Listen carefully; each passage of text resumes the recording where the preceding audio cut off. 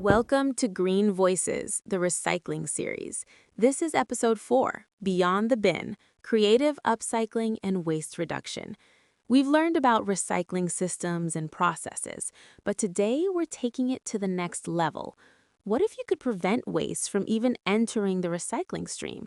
That's where upcycling and waste reduction come in. First, let's clarify the difference between recycling and upcycling. Recycling breaks down materials to create something new, which requires energy and resources. Upcycling, on the other hand, takes an item that would be thrown away and transforms it into something of equal or greater value without breaking it down. It's creative reuse at its finest. The best example? Glass jars. Instead of recycling that pasta sauce jar, wash it out and use it for food storage, as a pencil holder, a flower vase, or even a drinking glass. You've just upcycled. No energy needed, no industrial process, just creativity. Let's explore some amazing upcycling projects you can do at home or at school.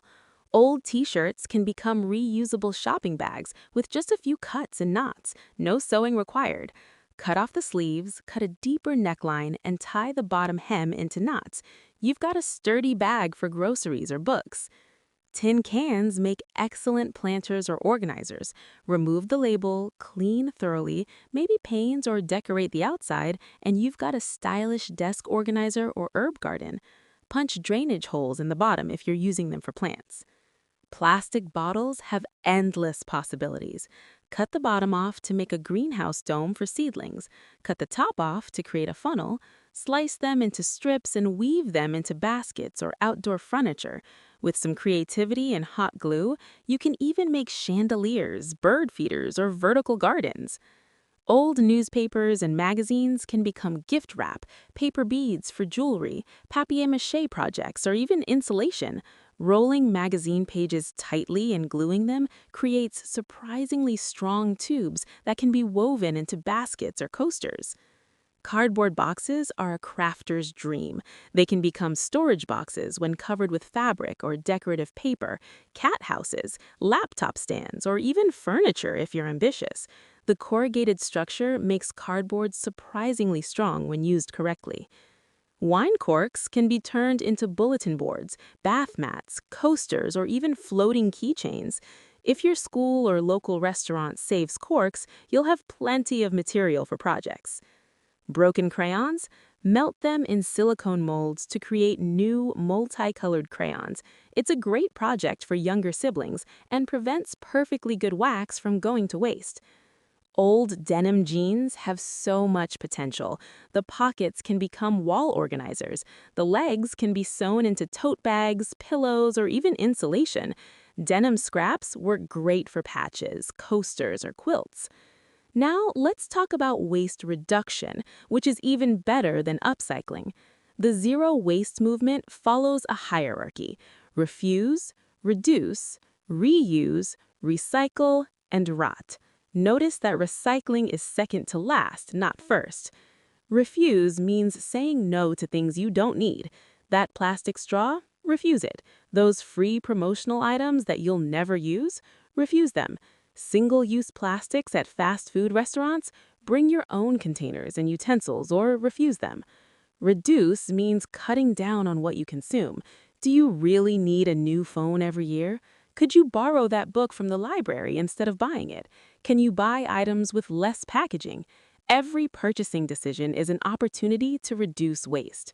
Reuse is where upcycling fits in, but it's also about choosing reusable items over disposable ones. Invest in a good water bottle instead of buying bottled water. Use cloth napkins instead of paper. Bring reusable bags shopping. Pack lunch in reusable containers instead of disposable bags. Then comes recycling, which we've covered extensively. And finally, rot, composting organic waste. Food scraps and yard waste make up about 30% of household garbage. Instead of sending that to a landfill where it produces methane, compost it into nutrient-rich soil. Composting sounds complicated, but it's actually simple. You need greens, which are nitrogen-rich materials like food scraps and grass clippings, and browns, which are carbon-rich materials like dry leaves and cardboard. Layer them in a bin, keep it moist but not soggy, turn it occasionally, and nature does the rest. In a few months, you'll have dark, crumbly compost perfect for gardens. Don't have a yard? Vermicomposting uses worms in a small bin that can fit under your sink. The worms eat your food scraps and produce incredibly rich compost.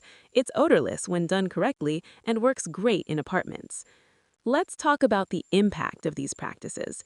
The average person throws away about 81 pounds of clothing per year. By upcycling or donating instead, we keep textiles out of landfills and reduce demand for new production, which is water and energy intensive. Bringing a reusable water bottle instead of buying disposable ones saves an average of 156 plastic bottles per person per year. That's 156 bottles that don't need to be produced, transported, and disposed of. Making your own cleaning products from simple ingredients like vinegar, baking soda, and lemon juice eliminates plastic bottles and harsh chemicals. Plus, it's way cheaper. Buying secondhand, whether clothes, furniture, electronics, or books, reduces demand for new production and keeps perfectly good items out of landfills. Thrift stores, online marketplaces, and swap events are treasure troves of quality items. Here's a challenge for you. Conduct a waste audit. For 1 week, collect everything you would normally throw away. At the end of the week, sort through it.